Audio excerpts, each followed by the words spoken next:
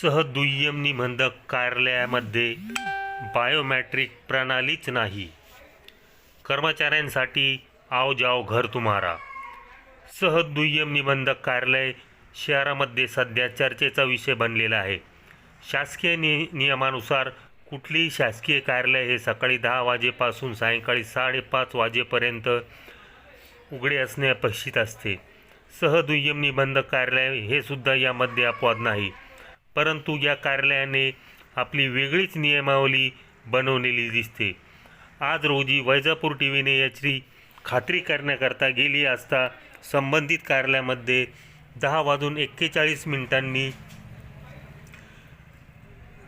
गेलो असता साहेबांची खुर्ची रिकामी होती.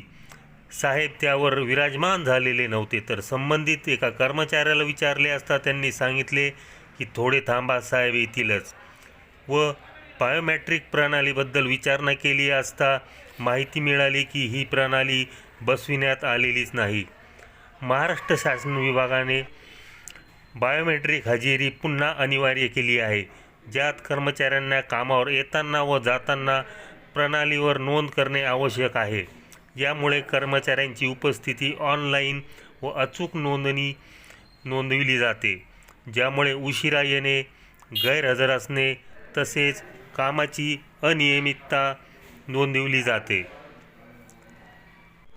या कार्यालयामध्ये नागरिक येथे खरेदी विक्री करण्यासाठी येतात. खरेदी विक्रीला आल्यानंतर ते आपली आवश्यक ती कागदपत्रे तयार करतात. कागदपत्र तयार झाल्यानंतर ते चालू होते वेटिंग कशाती, तर साहेब आले नाही, अजून लवकरच येतील असे आश्वासन दिले जाते.